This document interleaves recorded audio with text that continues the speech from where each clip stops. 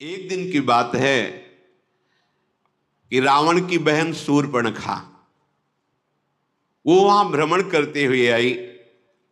पीछे जब सत्संग प्रारंभ हुआ था भगवान श्री राम के चरित्र का, तब आया था विश्रवा को कुबेर जी ने सेवा में 3 नौ युवतियां जो मायामयी और बहुत सुंदर थी, एक पुष्पोत्कटा और मालिनी और राका।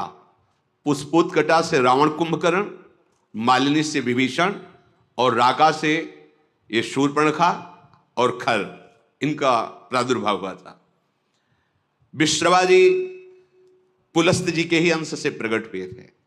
उत्तम ब्रह्म ऋषि हैं जो ब्रह्मा जी के मानस पुत्र कहे गए हैं, पर क्रोध भाव से कुबेर जी के साथ द्वेष करते थे। प्रारंभ में सुना था उस भाव का प्रभाव हुआ कि माता राक्षसी कुल की थी, तो ये राक्षस स्वभाव वाले प्रकट हुए। पर बड़ी विचित्र लीला, उनमें से विभीषण जी भगवान के परम भक्त। तो ये बहन ही हुई, पिता एक ही है और माता अलग अलग है। ये घूम रही थी, पता नहीं कौन सा सौभाग्य भगवान पर इसकी दृष्टि पड़ी और मोहित हो गई। यद्यपि ये बड़ी भयावनी और राक्षसी स्वभाव की, उसने देखा भगवान श्री राम को तो हृदय में विकलता हो गई। ऐसा सुंदर रूप, अपने को रोक नहीं पाई। प्रणाम है भैया, भगवान के रूप में कौन नहीं मोहित हो जाएगा, प्रणाम है। पर भाव कुछ दूसरा है इसका, आंतरिक। जैसे प्रेम तो गोपीजनों ने भी किया और प्रेम मथुरा की कुब्जा ने भी किया, पर जय जयकार कुब्जा की नहीं, गोपीजनों की थी। श्री कृष्ण सुखार्थ निष्काम प्रेम गोपीजनों के हृदय में है। और थोड़ा तो इसलिए श्री शुकाचार्य जी ने तो उसके लिए दुर्भगा शब्द का भी प्रयोग किया है कुब्जा के लिए। गोपीजनों की चरण रज तो बड़े बड़े महापुरुष बंधन करते हैं। प्रभु के रूप को देखकर कामाशक्त हो गई, वैसे फिर भी प्रणाम करने लगा योग्य है। कोई ऐसा है ही नहीं, जब काम स्वयं काम से युक्त हो जाए प्रभु को देख के, कोटि काम के मन को मोहित करने वाले प्रभु का रूप है। पर कुछ भाव कुछ दूसरा है। इसके पति का नाम विद्युज्जुहा है। ये काल के राक्षस का प्रधानमंत्री है। रावण ने जब आक्रमण किया तो विद्युज्जुहा ने, प्रधानमंत्री था, उसने कहा कि तुम्हारी जो ये इच्छा है कि संपूर्ण ऋषि मुनियों को नष्ट किया जाए और राक्षसी राज्य हो, इसमें हम सहयोग नहीं करेंगे। ये शूर्पणखा का पति था विद्युज्जुहा। उसकी कोई आज्ञा का उल्लंघन कर दे बर्दाश्त नहीं था, तो रावण ने ही मार डाला था उसी दिन। अब जब पति को भी मार डाला तो उसके आगे किसका बस क्या है। तो रही थी अपने भाई खर के समीप ही पंचवटी में, पर सोच रही थी कभी ऐसा अवसर आएगा तो तेरा विनाश मेरे द्वारा ही होगा। तूने मेरे पति को मारा। वो राक्षस तो था विद्युज्जुहा, पर धर्मयुक्त था। वो कहता ऐसा नहीं, आप ऋषि मुनियों को मारे, राक्षस राज साबित करें, इस पे हम आपका सहयोग नहीं करेंगे। तो मार डाला उसने, क्योंकि जो अपने स्वार्थ में अंधे होते वो रिश्ते नातों का सम्मान नहीं करते। अब ये स्त्री शरीर में थी तो राक्षसी, पर मन मारे बैठी थी कि कोई हमें ऐसा अक्षर दूषण तीसरा, ये सब अनुगामी थे रावण के, रावण की आज्ञा पे चलते थे। तो सोचा कि अगर इनसे भी जरा बोलेंगे तो ये हमें मार डालेंगे। रावण का विरोध कोई कर दे ऐसा है ही नहीं। त्रिभुवन में कोई नहीं था कि उसके खिलाफ कोई बोल सके। अंदर ही अंदर सोच रही कभी तो अवसर मिलेगा, जीवन व्यतीत करूंगी, लेकिन जिस दिन अवसर मिलेगा इसका नाश करवाऊंगी। आज अजान बाहु भगवान को देखकर उसको और सुना था कि इन्होंने ही सुबह हो आदि काम, मारीच को एक बाण मारा था तो बिना फण का 400 कोस दूर गिरा था, 100 योजन दूर गिरा था। ताड़का का वध किया, विराध का वध किया। उसको पता था, समझ गई कि कोई साधारण बलि ताड़का को नहीं मार सकता था, सुबाहु को नहीं मार सकता था, विराध को नहीं मार सकता था। इसका मतलब है महाबली हैं, एक बार इनसे मिल के देखती है। तो प्रभु से कह रही तुम सम पुरुष, क्योंकि आपने भी निश्चय किया है निश्चरहीन मह करूं भुज उठाए प्रणकीन। और मेरा भी आंतरिक निश्चय है कि इसको बर्बाद करके छोड़ूंगी जिसने हमारे सुहाग को उजाड़ा है। पर बोल नहीं सकती थी।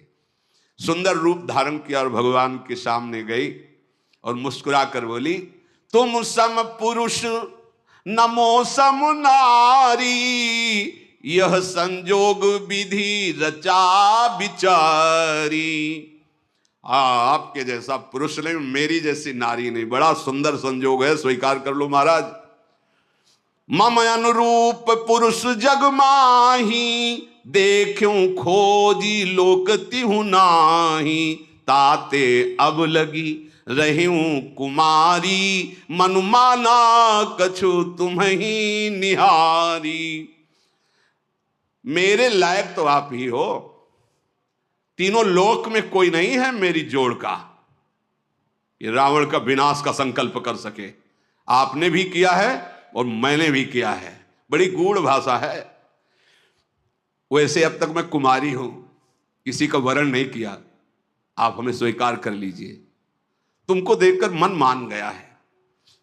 भगवान सीता जी की तरफ देखे मुस्कुरा दिए। सीत ही चित ही कही प्रभु बाता, जैसे तुम कुमारी हो ना, आहै कुमार मोर लघु भ्राता। हमारे पास तो सीता जी है, ये कुमार हमारे लघु भ्राता लखनलाल, इनके पास जाओ, इनसे बात करो। ओ गई लक्ष्मण रिपु भगनी जानी, प्रभु बिलो की बोले मृदुबानी। सुंदरी सुन मैं इनकर दासा, पराधीन नहीं तोर सुपासा। प्रभु समर्थ कौशलपुर राजा, जो कछु करही इन्हीं सब छाजा। सुंदरी, मैं तो प्रभु का दास हूं, पराधीन हूं, मेरे द्वारा तुम्हें कभी सुख नहीं मिल सकता। एक कौशल नरेश भगवान श्री राम हैं, इनको सब कुछ फबता है, आप इन्हीं की चरण शरण में जाएं, क्योंकि सिद्धांत है सेवक सुख चाह मान भिखारी।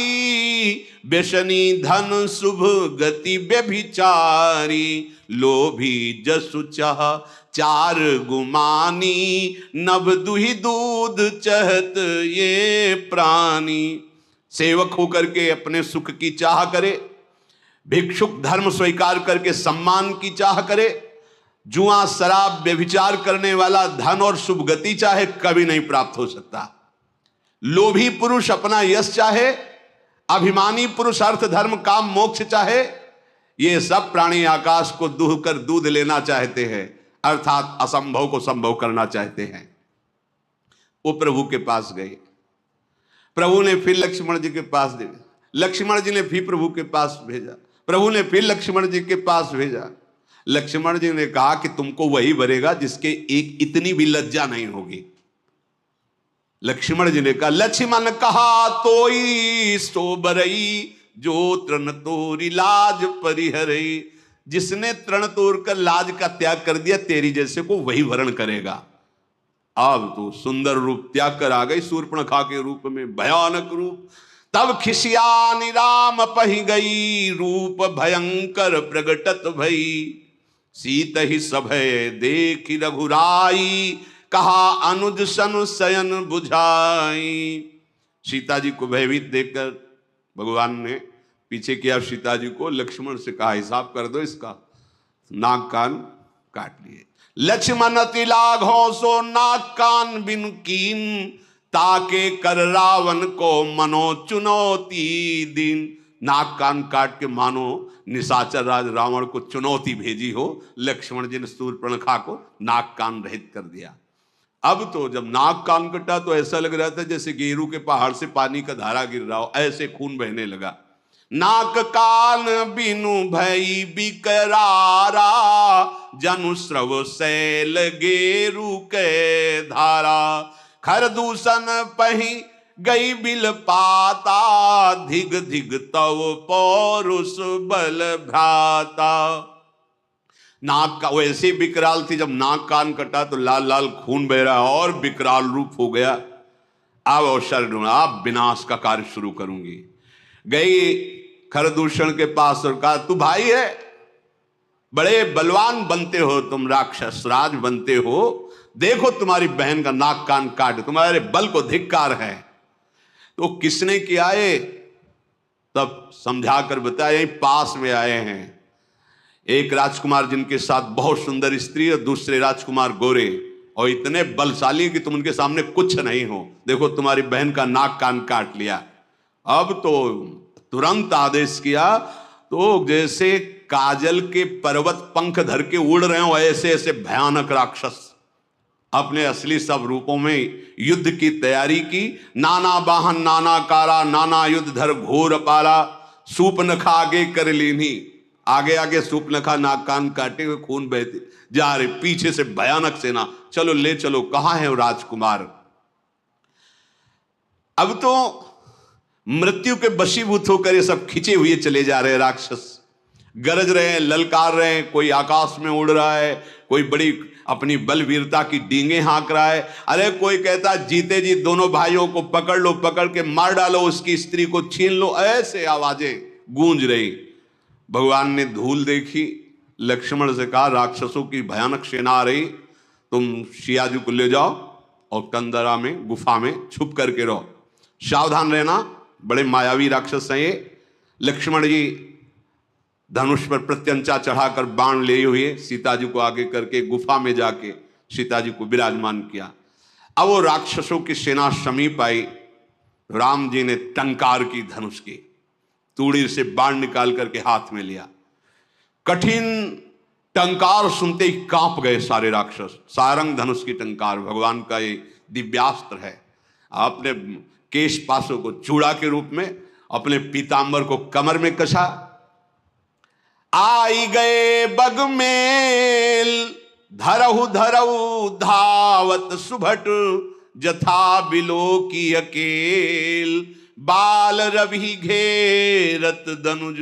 पकड़ो पकड़ो, मारो मारो, ऐसा कहते हुए खरदूषण तीसरा पूरी सेना सब नजदीक आ गई।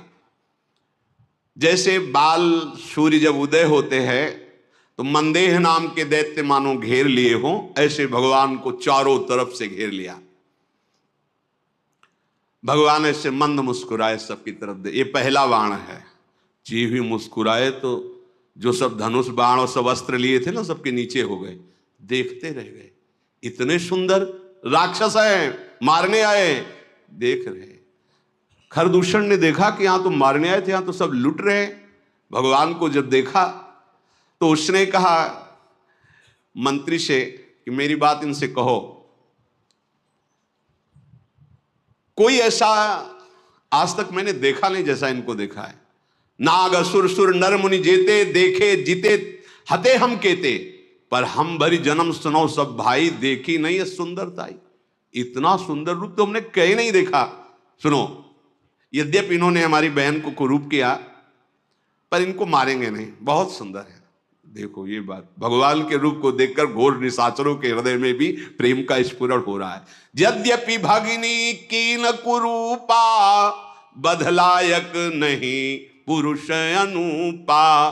जाओ अच्छा इनसे कह दो अपनी पत्नी को जो छुपा के रखा है हमें दे दो, हमारा बदला हो जाएगा। तुमने हमारी बहन के नाक कान काटे, तुम अपनी पत्नी, और जाओ आराम से, निर्भय हो जाओ, तुम्हें कोई नहीं मारेगा, तुम बहुत सुंदर हो। मंत्री से कहा जाके कह दो, मेरा कथन जाके उनको सुनाओ। दूत ने जाके भगवान श्री राम जी से कहा तो भगवान मुस्कुरा करके बोले, देखो तुम जानते नहीं हो हम क्षत्रिय राजकुमार हैं, तुम्हारे जैसे पशुओं का वध करना हमारा शिकार खेलना होता है। हम क्षत्रिय मृगया बन करही, तुमसे खल मृग खोजत फिरही। तुम्हारे जैसे राक्षसों का वध करना हमारा स्वभाव है, और तुम जहां लड़ना चाहिए वहां हमें सलाह देने आए हो। अरे तुम जानते नहीं, तुम हमें बालक मत समझो, काल भी हमारे सामने खड़ा हो जाए तो हम उससे पराजित होने वाले नहीं हैं। दैत्य कुल का नाश करना और मुनियों की रक्षा करना यह मेरा संकल्प है। तुम्हें हम बालक दिखाई दे रहे हैं, लेकिन दुष्टों को दंड देने के लिए संग्राम में आज तक कभी पीठ दिखाया हो रघुवंशियों ने, ऐसा प्रमाण नहीं मिला, और उसी वंश का मैं हूं। जाओ अपने स्वामी से कह दो, रण में ये मित्रता और कपट और चतुराई की बातें नहीं करते, युद्ध करना चाहिए। अगर तुम्हारे में सामर्थ्य नहीं तो भाग जाओ यहां से, अगर सामर्थ्य है तो युद्ध करो, ये सलाहें मत भेजो। ये जो ही बात कही तो जल गया खरदूषण। हमने तो इस पर दया की, ऐसा कटु भाषण करता है, तुरंत इसको मार डालो। अब योद्धा बाण धनुष तोमर शक्ति बर्छी कृपाण परिक कटार फरसा ये सब लेके राक्षस दौड़ पड़े, बड़े भयानक। सावधान होई धाये जान सबल आराती, लागे बरसन राम पर अस्त्र शस्त्र बहुभांति, तिनके आयुध तिलसम करि काटे रघुबीर, तानि सरासन श्रवण लगी पुनि छाड़े निज तीर। भगवान ने अपने दिव्यास्त्र के द्वारा जितने राक्षसों के अस्त्र थे सबको काट दिया और बहुत खींच करके जोर से बाण का संधान करके बाण ऐसे फुफकारते हुए, अमोघ बाण भगवान के हैं, कोई ऐसा नहीं बच रहा जो सामने खड़ा हो सके। कुछ कटते जा रहे हैं कई कई जगह से। जब बड़े बड़े निशाचर देखते तो भागना शुरू किया सामने से। जब भाग रहे तो खरदूषण लौट करके आवाज दिया, अगर कोई आप पीठ दिखाकर भागा तो मैं उसे मारूंगा। युद्ध में अकेले हैं और इनसे सब पीठ दिखा, आज तक न जाने कितने वीरों को मार के खा गए, मुनियों को खा गए, ये भी मुनि वेश में, इनको तुम पीठ दिखा रहे हो। कुपित जान करके कि हमारा जब स्वामी ही कुपित, फिर लौटे आए। प्रभु कितनी शीघ्र बाण चढ़ाते हैं, संधान करते हैं, किसी को पता भी नहीं चलता। किसी की छाती, किसी का सिर, किसी का भुजा, किसी का हाथ पैर कट कट करके गिरने लगे। पहाड़ के समान राक्षस, तो वहां रक्त की धारा बह रही है, हाहाकार मच गया। अब भगवान ने एक बाण ऐसा संधान किया कि सबको सामने वाला राम दिखाई दे रहा है। वो पूरी भीड़ में राक्षसों की एक बाण सम्मोहन ऐसा कि सामने वाला राम, वो उसको काट रहा, उसको वो राम दिखाई दे रहे, वो उसको आप सही में राम राम कही तनु तजहि पावहि पद निर्वाण, करि उपाय रिपु मारे छन मह कृपा निधान। ये राम, वो ये राम, और कहा जा रहे हैं सब भगवान के धाम पहुंच रहे हैं, क्योंकि अंतिम में राम दर्शन और मुख से नाम, यही बड़े बड़े ऋषि जन मांगते हैं, जो ऋषियों को भी नहीं मिलता। वो घोर राक्षसों को भगवान जब अवतार लेते हैं तब वो लाभ प्राप्त हो जाता है। हर्षित बरसई सुमन सुर बाजहि गगन निशान, स्तुति करि करि सब चले शोभित विविध विमान। देवता कर पुष्पों की वर्षा करते हैं। रघुनाथ जी ने इन पर विजय प्राप्त की। लक्ष्मण जी सीता जी को लेके आए, प्रसन्नता हुई। सीता जी श्री राम जी के उस रूप को देख रहे हैं, भ्रकुटी चढ़ी हुई, धनुष पर बाण संधान करते हुए, जैसे वैसे ही जब स्वरूप को देखा, नेत्र अघा नहीं रहे ऐसे अपने प्रीतम के रूप को देखकर। भगवान पंचवटी में विराजमान हैं, मुनिजन आकर बैठते हैं, भगवत चर्चा होती है। आगे आगे तो चली थी सूर्पनखा, जब भगवान के सामने आई तो सबसे पीछे पहुंच गई थी। जब सब सुहा हो गए, देखा इधर का काम पेट। अब वो वहां से गई लंका में और सभा में जाकर के हाथ पटक पटक के जमीन पे, छाती पे, माथे पे रोने लगी। रावण ने देखा, उसने क्या बात है, तेरी दशा ऐसी किसने की? बोले मदिरा पीता है और पड़ा रहता है, सुख भोग करता है, ऐसे कहीं राज्य चलता है? सूर्पनखा ने कहा, करसिपान सोवस दिन राती सुध नहीं तो सिर्फ परा राती। बहुत बड़ा दुश्मन आ गया है तुम्हारा, तुम राजनीति को जानते नहीं हो, केवल शराब पीते हो, मदिरा पीते हो और उन्मत्त होकर महल में बने रहते हो। जानते हो अगर विषयों का संग करे तो सन्यासी का नाश हो जाता है, अगर ठीक सलाह देने वाला मंत्री ना हो तो राजा का नाश हो जाता है, अगर मान प्रिय लगने लगे तो ज्ञान का नाश हो जाता है, मदिरा पीने का वाले का ऐश्वर्य और लज्जा का नाश हो जाता है, विवेक ना हो तो वैराग्य केवल नाटक रह जाता है। ऐसे ही यदि राजनीति सही ना हो तो राजा का नाश हो जाता है। मैं सही कहती हूं कि अब तुम्हारे नाश का अवसर आ गया है। बहुत बड़ा दुश्मन तुम्हारे समीप आ चुका है। दुश्मन को और आग को कभी छोटा नहीं समझना चाहिए। रावण, तू अपने अभिमान में है और सभा में तेरे जैसे भाई के होते हुए मेरी नाक कान काट ली गई, ऐसे चिल्ला चिल्ला के, तेरे जीते जी मेरी ऐसी दशा। सारी सभा खड़ी हो गई क्रोध से। शूर्पणखा बाह लंबी कर करके रावण से, तेरे जोश में चढ़ाए, अब तेरा विनाश होगा। क्योंकि ये बात तब नहीं कहती जब सुहाग उजाड़ दिया था कि तेरे होते हुए तेरे हाथों से सुहाग नहीं। अब आज अपनी बात बता करके वो रोने लगी। तू ये तो बता कौन शत्रु है त्रिभुवन में, कौन ऐसा जो रावण से भयभीत ना होता हो।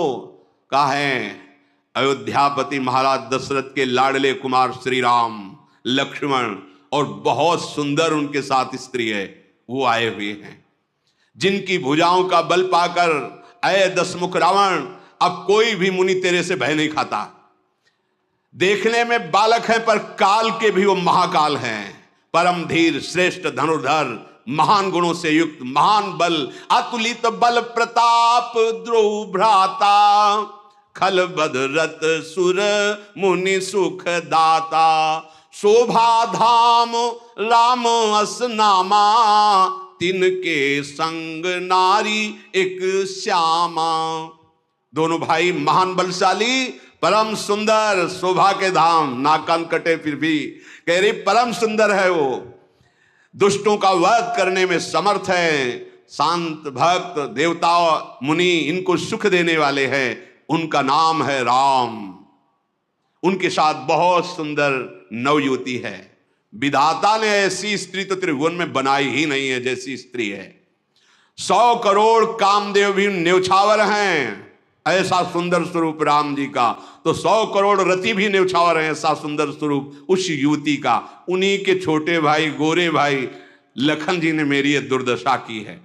और जब मैं ये बात खरदूषण से कही तो पूरी सेना सहित वहां गए, खरदूषण, तिसरा, इन सब को काट के फेंक दिया, कोई नहीं बचा। शूर्पणखा की बात सुनकर रावण के माथे पे पसीना आ गया। उसने कहा कि सुर नर असुर नाग खगमाही, मोरे अनुचर कहां को नाही, खरदूषण मोहिसम बलवंता, मार सके को बिनु भगवंता। ऐसा कैसे हो सकता है? खरदूषण तिसरा को कोई मार सके, ये तो केवल भगवान ही मार सकते हैं, दूसरा कोई मार ही नहीं सकता। सुर रंजन भंजन मही भारा, जो भगवंत लीन अवतारा। ये कोई साधारण ज्ञानी भी नहीं है, भगवान शिव का ये महान अनन्य भक्त है। अब स्वभाव में राक्षसी प्रवृत्ति है। विचार किया उसने कि खरदूषण तिसरा इनको तो भगवान ही मार सकते हैं, और मैंने सुन रखा है ऋषियों से कि भगवान का अवतार होगा जो अपने भक्तों के मन को सुख देने वाले हैं। आहा, जो संसार के भार का हरण करने वाले हैं, उन्हीं भगवान का अवतार। तो क्या उन्हीं भगवान का अवतार हो गया? यदि वो भगवान हैं तो मैं जाई बैर हठि करऊं, प्रभु सर प्राण तजे भौतरऊं। अगर भगवान है तो मैं उनसे बैर भाव की उपासना करूंगा, ऐसा दृढ़ बैर करूंगा कि उनके अमोघ बाण से परम पद को प्राप्त होऊंगा, क्योंकि मैं जानता हूं मेरे से भजन तो होगा नहीं। हो ही भजन न तामस देहा, मन क्रम वचन मंत्र दृढ़। मैं राक्षसी स्वभाव का हूं, मेरे से भजन नहीं होगा, पर मैं बैर करूंगा, पर दृढ़ बैर करूंगा। इनके सिवा किसी और का चिंतन न हो, ऐसी दुश्मनी इनसे ठानूंगा। भक्ति से तो भजन होने वाला नहीं इनसे, पर इनका मैं ऐसा चिंतन करूंगा बैर भाव से। अंतिम समय तक इसका निर्वाह किया रावण ने। कहां राम रन हतोपचारी। अगर कहीं राजकुमार हैं तो अभी मजा चखाता हूं, अगर कहीं भगवान हैं तो दृढ़ बैर करूंगा, इनके बाणों से मैं परम धाम को जाऊंगा। शेष चर्चा आगे। श्री राधा वल्लभ लाल।